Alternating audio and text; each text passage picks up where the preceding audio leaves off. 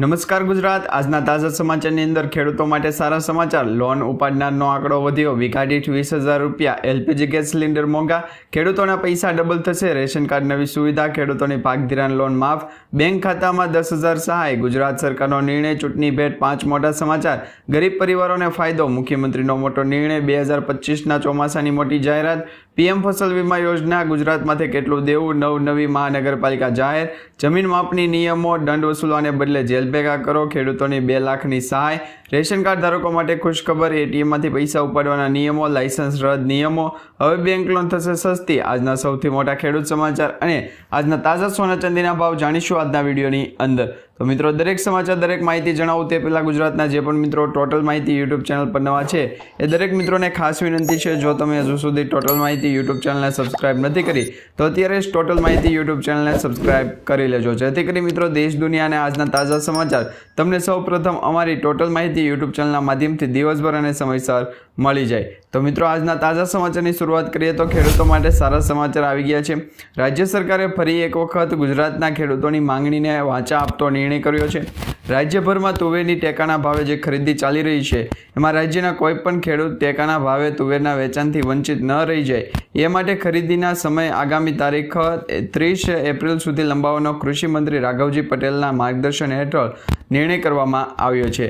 આ સંદર્ભે માહિતી આપતા કૃષિ મંત્રીએ જણાવ્યું છે કે ગુજરાતમાં ચાલુ વર્ષે તુવેર પાકનું જે વધારે વાવેતર અને ઉત્પાદન નોંધાયું હતું એમાં ભારત સરકારે પ્રધાનમંત્રી અન્નદાતા આય સંરક્ષણ અભિયાન હેઠળ તુવેર માટે ₹7,550 પ્રતિ ક્વિન્ટલ ટેકાનો ભાવ છે એ જાહેર કર્યો છે। ત્યાર પછી સમાચારની અંદર આગળ જોઈએ તો મિત્રો, ખેડૂતોને પૂરેપૂરું વળતર મળશે। હવે ગુજરાત હાઈકોર્ટે એક મહત્વપૂર્ણ ચુકાદા મારફતે જણાવ્યું છે કે જે ખેડૂતો કે જમીન ધારકની જમીનમાં વીજ થાંભલાઓ કે ડાયટેન્શન લાઇન નાખવાના કારણે જમીનની કિંમત અને પત્રકની જે ઉપયોગિતામાં નુકસાન થતું હોય એવા તમામ નુકસાનનું પૂરેપૂરું વળતર મેળવવા માટે ખેડૂત કે જમીન ધારકે છે એ સિવિલ કોર્ટમાં દીવાની દાવો કરી શકશે અને વીજ કંપની પાસેથી પૂરેપૂરું વળતર પણ મેળવી શકશે। ત્યાર પછી સમાચારની અંદર આગળ જોઈએ તો મિત્રો, એલપીજી ગેસ સિલિન્ડર મોંઘા થયા છે, સૌથી મોટો ઝટકો લાગ્યો છે। હવે એલપીજી ગેસ સિલિન્ડરના ભાવમાં વધારો કરવામાં આવ્યો છે, જેમાં સરકારે 14 કિલોગ્રામ ઘરેલું એલપીજી ગેસ સિલિન્ડરના ભાવમાં ₹50નો વધારો કર્યો છે અને આ પછી ઉજ્જવલા યોજના હેઠળ ઉપલબ્ધ એલપીજી ગેસ સિલિન્ડરની કિંમત છે એ ₹503થી વધારી અને ₹553 કરવામાં આવી છે અને ઉજ્જવલા યોજના સિવાય એલપીજી ગેસ સિલિન્ડરની જે કિંમત છે ₹803થી વધારી અને ₹853 થઈ ગઈ છે, એટલે કે ગેસ સિલિન્ડરના ભાવની અંદર મિત્રો ₹50નો વધારો કરવામાં આવ્યો છે।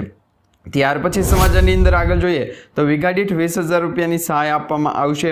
ગુજરાત રાજ્યની અંદર બાગાયતી ખેતીના વાવેતર કરતા જે ખેડૂત ભાઈઓ છે કે તેમના માટે 4 સેન્ટર ઊભા કરવામાં આવશે, જેમની અંદર અમરેલી, દાહોદ, બનાસકાંઠા અને ગાંધીનગર જિલ્લાની અંદર બાગાયતી ખેતી માટે સેન્ટર ઊભા કરવામાં આવશે અને આ સેન્ટરમાં બાગાયતી ખેતી માટેની જે તાલીમ છે એ અને નિદર્શન આપવામાં આવશે, જેમાં કૃષિ મંત્રી રાઘવજી પટેલ દ્વારા આ 53 બાગાયતી ખેતીના જે વાવેતરો છે એમના માટેના જે સેન્ટર છે એ બનાવવાની માહિતી આપવામાં આવી છે। ઉલ્લેખનીય છે કે બાગાયતી ખેતીમાં જે ખેડૂતોને વધારાની આવક છે એ મેળવવામાં પણ મદદ કરશે। ત્યાર પછી સમાચારની અંદર આગળ જોઈએ તો મિત્રો, ગુજરાત રાજ્યના મુખ્યમંત્રીનો મોટો નિર્ણય સામે આવ્યો છે। મુખ્યમંત્રી ભૂપેન્દ્રભાઈ પટેલે ગઈકાલે કહ્યું હતું કે હવે ગુજરાતના નાગરિકોના કામ છે એ અટકવાના નથી અને આ કામો કરાવવા માટે ગુજરાતની અંદર 32 સિટી સેવિક સેન્ટર ઊભા કરવામાં આવ્યા છે। ખાસ કરીને ગુજરાતની અંદર નગરની અંદર જે વસતા લોકો છે એમને સરકારી કામો અંતર્ગત જે પણ નગરપાલિકાના કામો કરાવવા પડતા હોય એ અને આ નગરપાલિકાના કામો કરાવવા માટે વન સ્ટોપ શોપ એટલે કે સિટી સેવિક સેન્ટર ઊભા કરવામાં આવશે ને જેના થકી મિત્રો નાગરિકોના જે કામ છે એ હવે તાત્કાલિક થઈ જશે અને મોટો ફાયદો થશે અને ઓનલાઈન દરેક કામો છે એ સિટી સેવિક સેન્ટરની અંદર તાત્કાલિક કરી આપવામાં આવશે।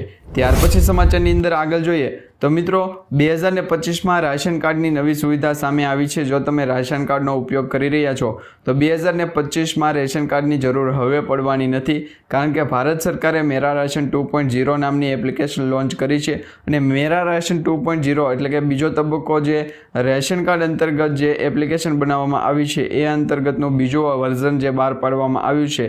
તો આ વર્ઝનની અંદર મિત્રો તમારું જે આધાર કાર્ડની જેમ જ ડિજિટલ આધાર કાર્ડ બનતું હતું એવી જ રીતના હવે ડિજિટલ રેશન કાર્ડ બનાવી આપવામાં આવશે, એટલે કે તમારું કાર્ડ છે રેશન કાર્ડ એને ડિજિટલી બનાવી આપવામાં આવશે અને એનો ઉપયોગ પણ તમે કરી શકશો. તો ગૂગલ પ્લે સ્ટોર પરથી ડાઉનલોડ કરી લેજો અને આ એપ્લિકેશન રાશન કાર્ડને લગતી તમામ સુવિધા અને જરૂરી જે મદદ છે એ તમને પૂરી પાડશે. ત્યાર પછી સમાચારની અંદર આગળ જોઈએ તો ખેડૂતોની પાક ધિરાણ લોન માફ અંગે સૌથી મોટા સમાચાર સામે આવ્યા છે. ગુજરાતના દરેક ખેડૂતો માટે પાક ધિરાણ લોન અને પાક ધિરાણ વ્યાજને લઈને મહત્વપૂર્ણ સમાચાર સામે આવ્યા છે. હવે મિત્રો, ગુજરાત રાજ્યમાં જે ખેડૂતોએ બેંકમાંથી સહકારી કે સરકારી કોઈ પણ બેંક હોય કે પ્રાઇવેટ સેક્ટરની બેંકો હોય એમાંથી લીધેલી જે લોન છે એને જે ખેડૂતોએ લીધેલી લોનની નવા જૂની કરવા માટે ખેડૂતો પાસેથી જે કેશ પેમેન્ટ માગવાની બદલે ડાયરેક્ટ બેંકમાંથી ઓટો રિવ્યૂ કરી આપવામાં આવે એવી ખેડૂતો દ્વારા અત્યારે માંગ કરવામાં આવી રહી છે. તેમજ ખેડૂતોની પાક ધિરાણ વ્યાજ માફ કરવામાં આવે એવી માંગ ખેડૂતો કરી રહ્યા છે. જ્યારે ખેડૂતોએ બેંકોના લોનના પૈસા ભરવા માટે બહારથી વ્યાજવા પૈસા લાવીને વ્યાજના પૈસા ભરે છે, જેથી ખેડૂતોને ઓટો રિન્યૂ સુવિધા કરી આપવામાં આવે એવી ખેડૂતો અત્યારે છે માંગ કરી રહ્યા છે. અને એ અંગે છે એ અત્યારે ખેડૂતો પણ છે એ આગેવાનો વચ્ચે બેઠક પણ થઈ રહી છે. ત્યાર પછી સમાચારની અંદર આગળ જોઈએ તો મિત્રો, મુખ્યમંત્રી અંતર્ગત છે એ જે સરકારી યોજનાઓ ચલાવવામાં આવી રહી છે એ સરકારી યોજનાઓમાં હવે PM ફસલ વીમા યોજના અંતર્ગત પણ તમને લાભ આપવામાં આવશે. ખેડૂતો માટે પ્રધાનમંત્રી ફસલ વીમા યોજનાનું જે સુરક્ષા કવચ છે એ રવિ પાક 2025-24ની જે સિઝન છે એ માટે 15 ડિસેમ્બર 2024 સુધી 2 કરોડથી વધુ ખેડૂતોએ અરજી કરેલી છે. પ્રધાનમંત્રી ફસલ વીમા યોજના અને પુનઃગતિ જે હવામાન આધારિત પાક વીમા યોજના છે એ હેઠળ ખેડૂતોને 31 ડિસેમ્બર સુધી તેમના પાકનો વીમો મેળવી શકશે.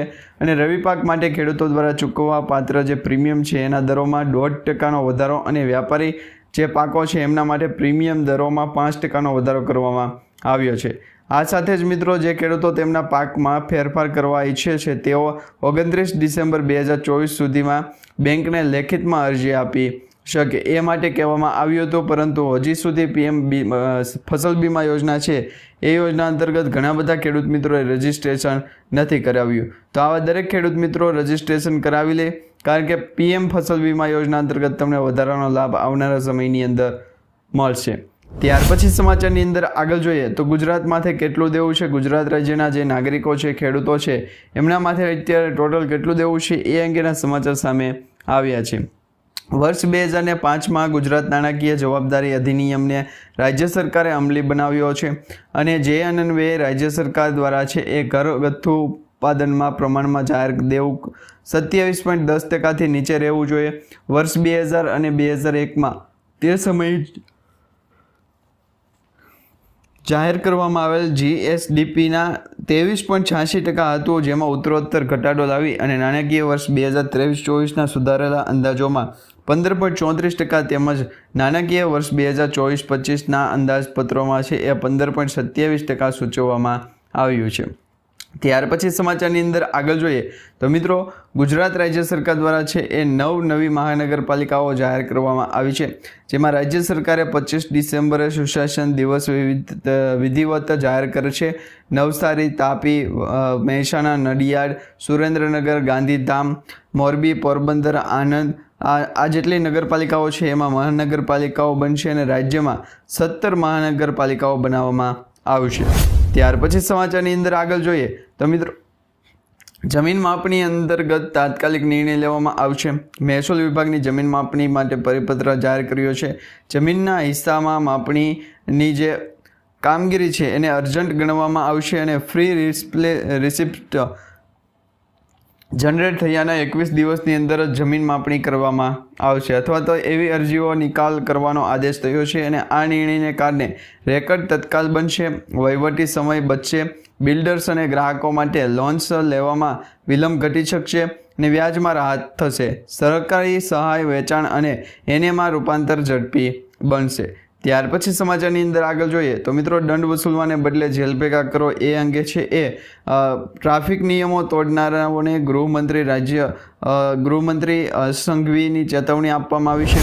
કહ્યું છે 365 દિવસ પોલીસ ડ્રાઈવ ચલાવશે.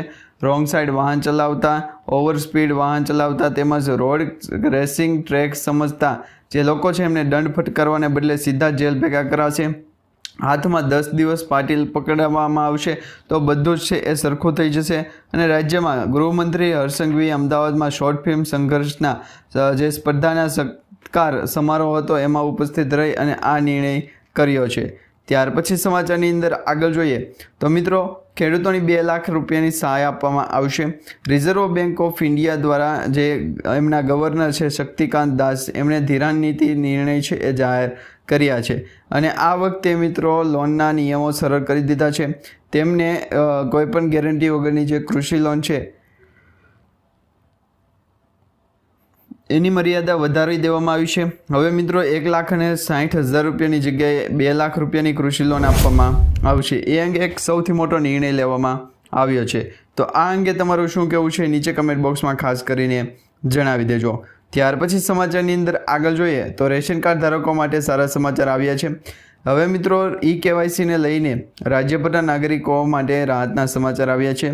રેશન કાર્ડ ધારકો માટે KYC વગર પણ અનાજ મળતું રહેશે. આવનારા સમય સુધી એટલે કે એપ્રિલથી મે મહિના સુધી તમે રેશન કાર્ડમાં જો KYC નથી કરાવતા તો તમને આવનારા સમયની અંદર છે એ મફત અનાજનો લાભ આપવામાં આવશે. તો આ અંગે એક સૌથી મોટા સમાચાર સામે આવી રહ્યા છે. ત્યાર પછી સમાચારની